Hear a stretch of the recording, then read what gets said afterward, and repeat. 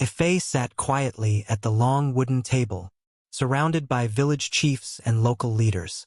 Eyes watched her closely. Whispers passed through wrinkled lips. She had come to seal a business deal, a big one. Mining rights her father's company needed. And she wanted to prove herself to make her father proud. But the meeting didn't go as planned. The leaders raised questions. Too many delays. Too many rules. Too many no's. They didn't trust her. "You are not from here," one elder said. "You don't understand our land." Ife smiled, trying to stay calm. But inside, she was fuming. She had come all this way, and now this? And then, there was something else. Something strange. Ever since she arrived in the village, people had been staring. Not just out of curiosity. They were whispering, calling her a name. Tari. First, she thought it was a mistake. But it kept happening. A woman selling fruits touched her arm and said, "Tari, you're back? You've changed, oh." Children waved at her and called her sister. A young man even ran up to her, asking why she was ignoring him. It made her chest tighten. Who was this Tari? And why did they look so much alike? She tried to reach her parents, but her phone was dead. She had gone to charge it earlier at a roadside kiosk, and never saw it again. Lost. Gone. Just like that. Still, Ife stayed focused. She wanted results. But her mind was now spinning. What if she could use this? If these people thought she was Tari, and Tari was a local, could she become her? Would that help her gain their trust? Speed up the approvals? Get the deal done? She started asking quiet questions. Who is this Tari? Where does she live? Has anyone seen her lately? Every answer was like a piece of a puzzle she didn't even know she was part of. Ife looked at herself in the mirror one night. She tried speaking the way the villagers did, tried walking like them, tried smiling like the girl they called Tari. And in that moment, she made a decision. She would become Tari, just for a while, just long enough to get what she came for. She didn't know where it would lead. She didn't know who it would hurt. Tari seemed like someone many liked. And if Tari was a local, then becoming Tari would be an easy way to get this deal. The only way forward was to become someone else. Some masks are worn by choice, but some reveal the face we never knew we had. Stay with us, because the mirror is only just beginning to show its secret. Tari was a stranger in the city. She didn't know the streets. She didn't know the names. She didn't know a single soul. But strangely, the city seemed to know her. The manager at the cafe had recognized her as Ife and had actually hired her because he thought she looked like Ife. Then there was the security at Okuta Mining Company. Tari didn't know what to say. She wasn't this Ife they all spoke about. But how could so many people be so sure? They didn't say she looked like Ife. They believed she was Ife. And the more she tried to explain, the more people laughed it off or gave her strange looks. Even a group of young ladies she passed by whispered, "Is that not Ife? Why is she dressed like that?" "Maybe she's in disguise," one said. It wasn't just her face. It was like the city had seen her before, like she had already lived there. Tari didn't know what to think. Was this a trick? Some kind of joke?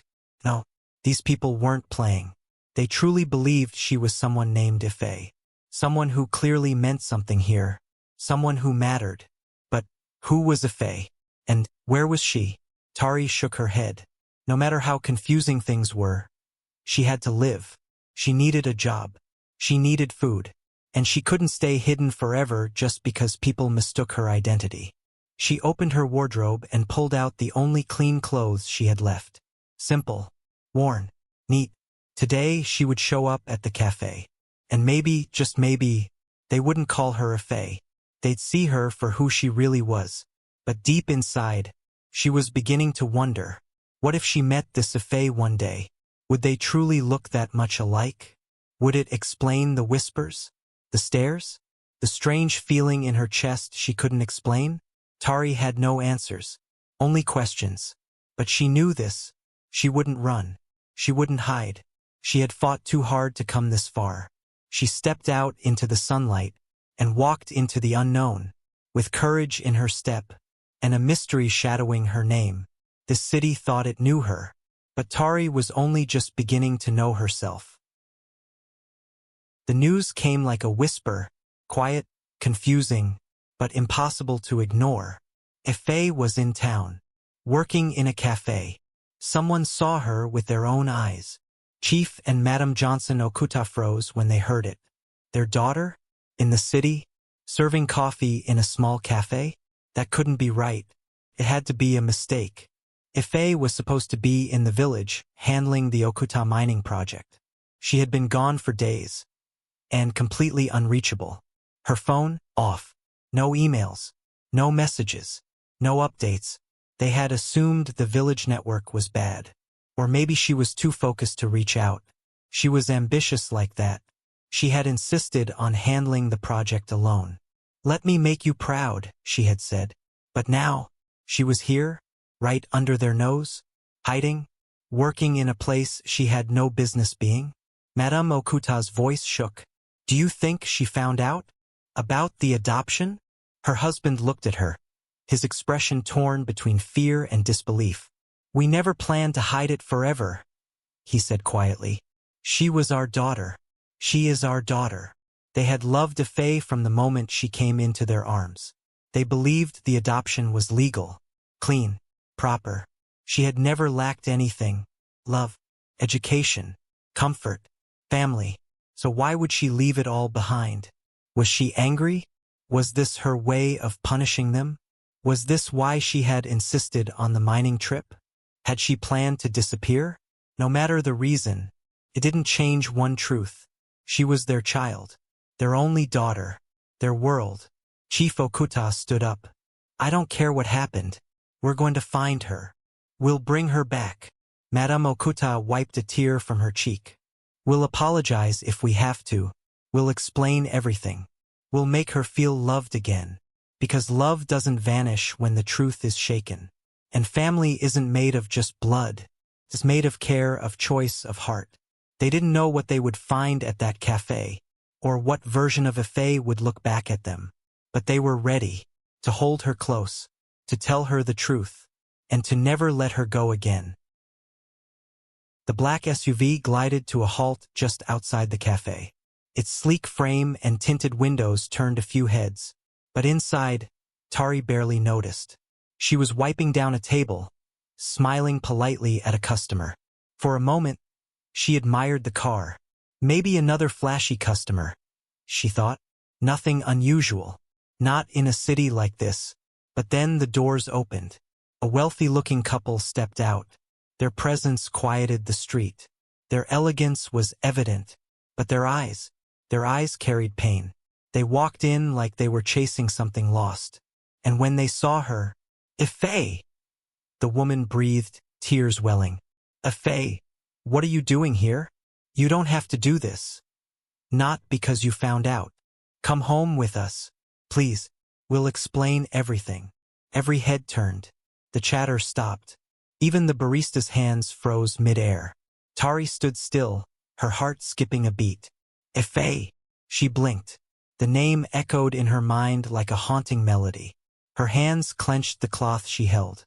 This wasn't the first time, but this time felt heavier.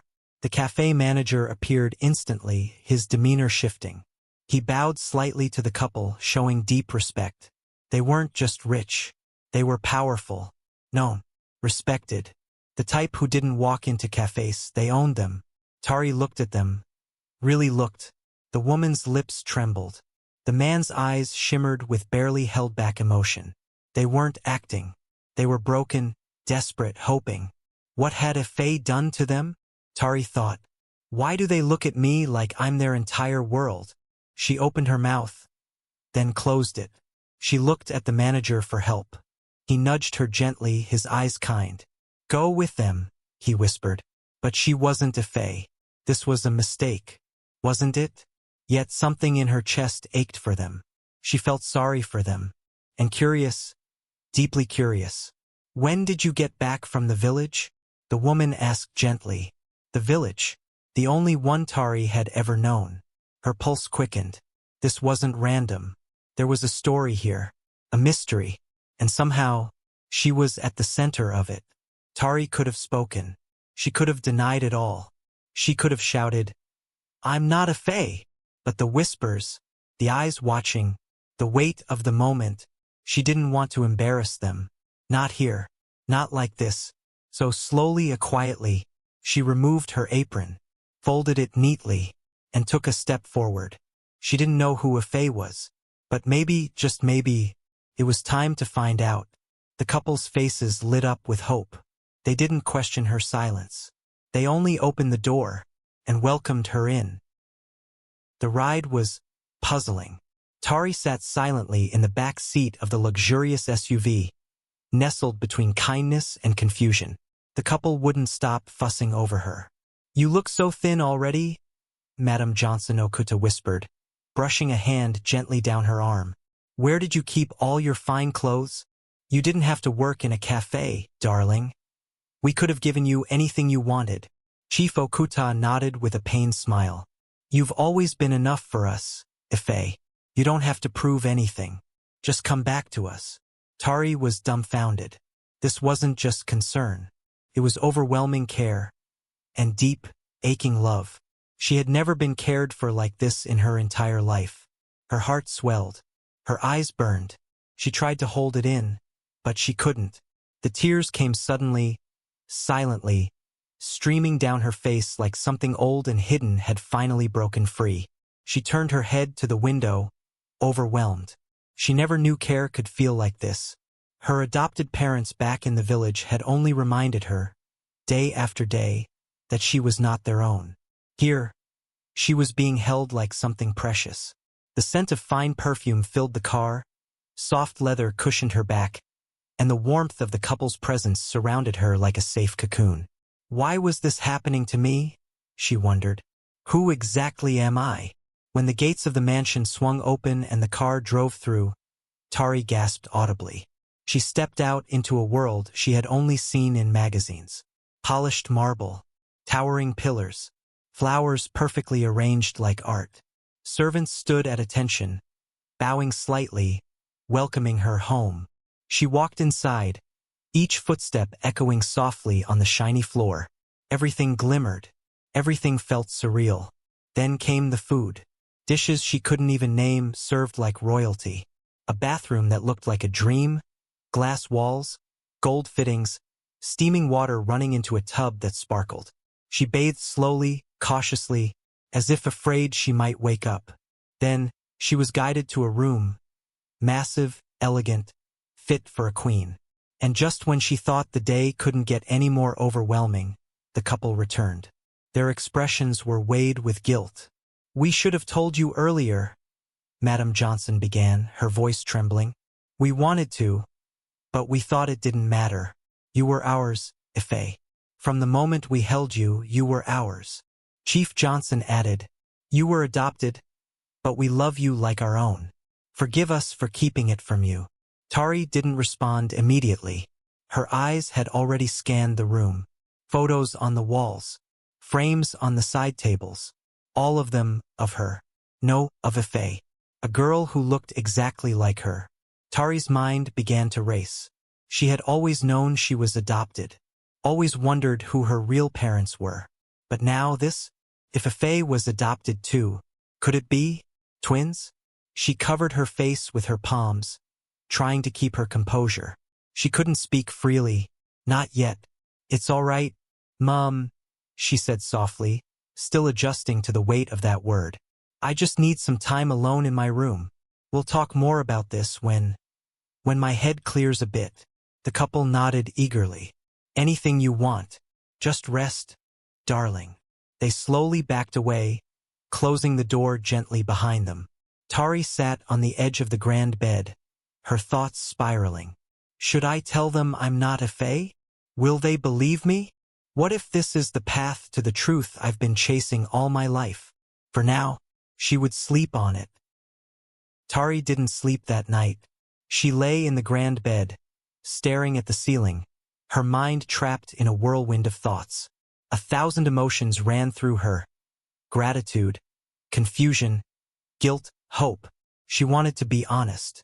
to come clean, speak the truth, and free herself from the growing weight of pretense. But deep within, something whispered, "Isn't this the path you've been searching for?" Her whole life had been a long string of questions, unanswered and buried. Why was she abandoned? Who were her real parents? Why had she been left to grow up in a home where love was rationed, where she was reminded daily that she didn't belong? Now, maybe, just maybe, the answers were close. If the Johnsons had adopted a Faye who looked exactly like her, then a Faye could be her twin. And the Johnsons, these kind, wealthy, aching people, could hold the key to her true identity. She needed to know. She needed to understand the story that tore her life apart and left her drifting in a world that had never truly been hers. So, she decided. For now, she would become a Faye. Not out of deceit, but out of desperate need. For clarity. For truth. For justice. But where was the real Faye? Why hadn't she returned from the village? Why hadn't anyone been able to reach her? And what would happen if someone from Tari's old life, someone who knew her, saw her here and exposed everything? The risk was real, but she would bear it. That night, while the mansion slept in silence, Tari rose quietly from the bed and moved through a Faye's room like a careful shadow.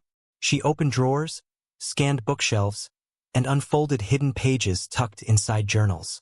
A Faye's world slowly unraveled before her. There were photo albums, childhood birthdays, school memories, vacations.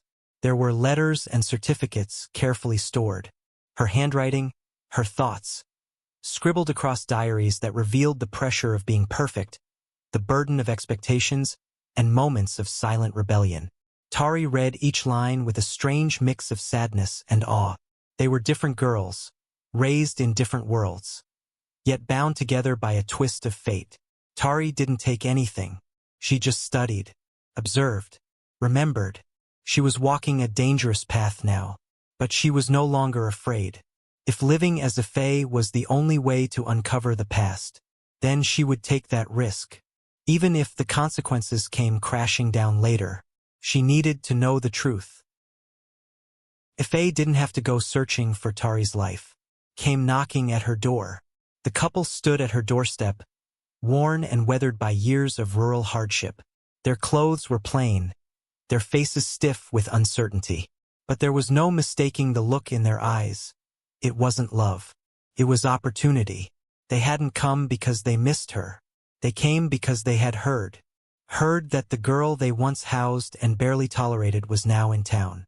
Looking rich, meeting with elders, making waves. A Faye opened the door, caught off guard for a second, but recovered quickly. At first, she wondered who they were, but she was smart enough to figure them out from their body language and the way they spoke to her. She didn't know how to be kind to them. Something in her resisted the thought. "You left us a few days ago," the man began, trying to force a smile. "And now you're back, looking all polished and different." He chuckled awkwardly, his eyes darting around the room like they didn't belong there. "What happened? Where did you go? How did you become so rich?" "We're happy for you," the woman added, though her tone lacked conviction. "We just wanted to say, we're sorry for whatever we've done to you." Faye stared at them. She could feel it. It wasn't love they brought. It was curiosity and convenience.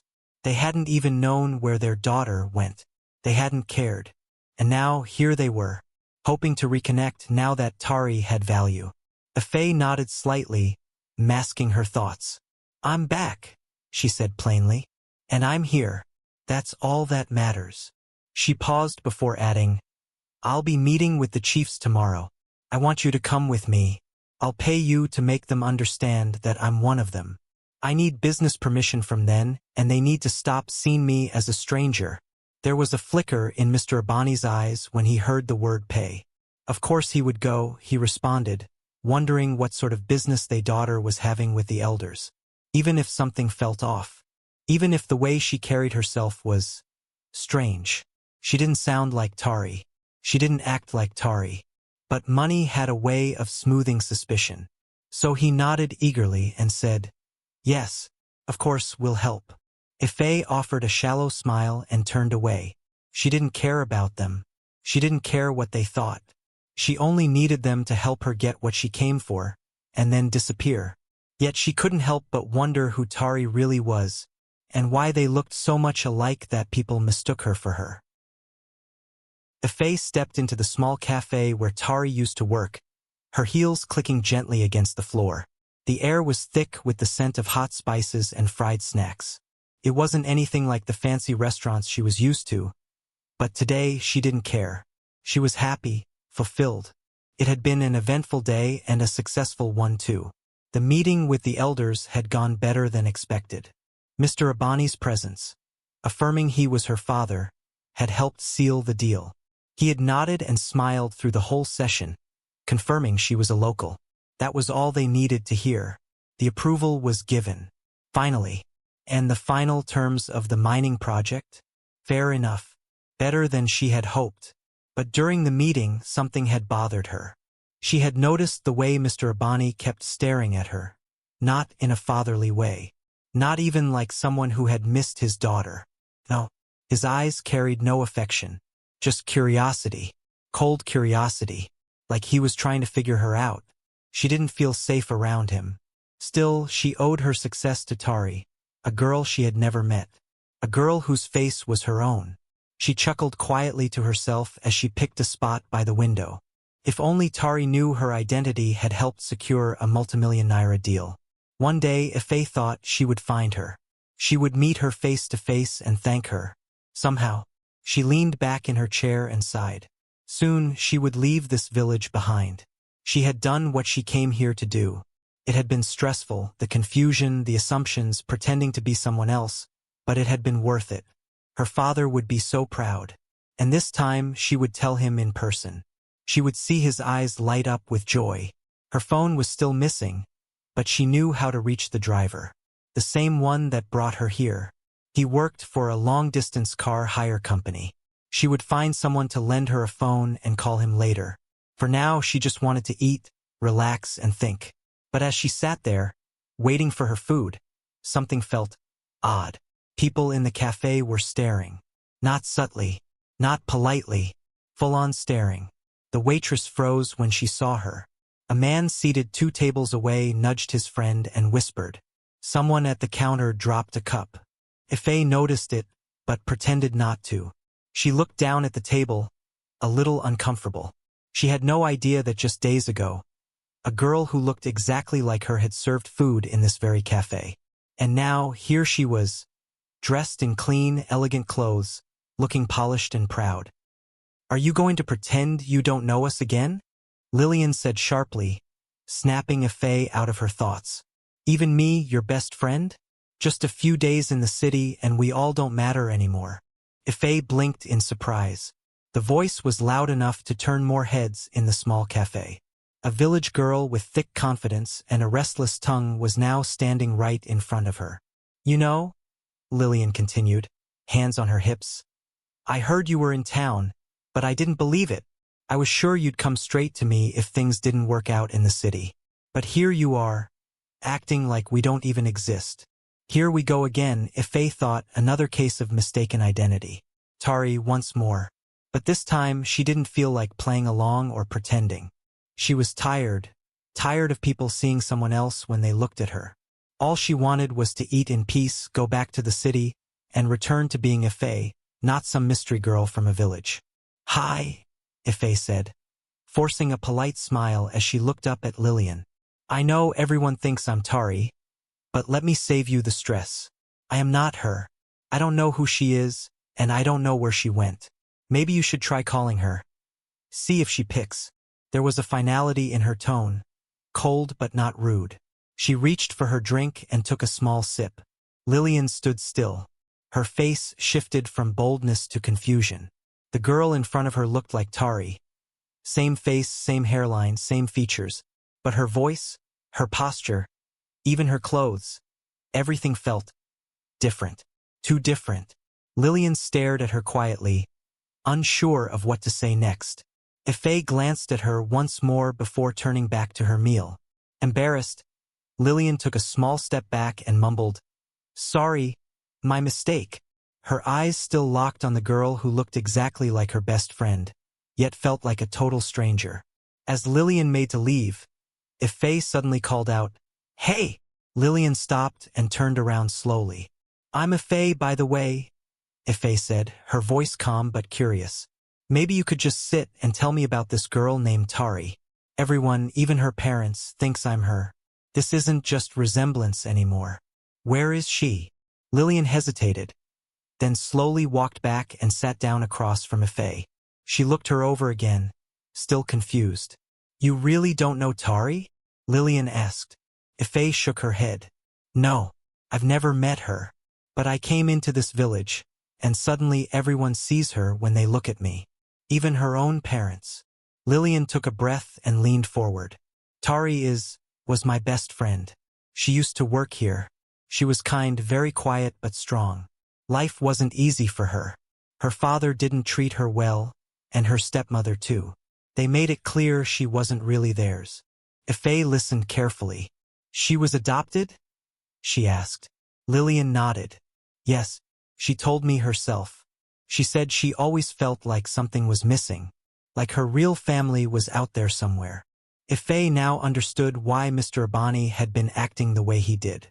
Well, she knew who her own parents were and had never felt out of place. So even if this girl looked exactly like her, she didn't think it meant anything. Lillian tilted her head. "It's not just resemblance. You look exactly like her.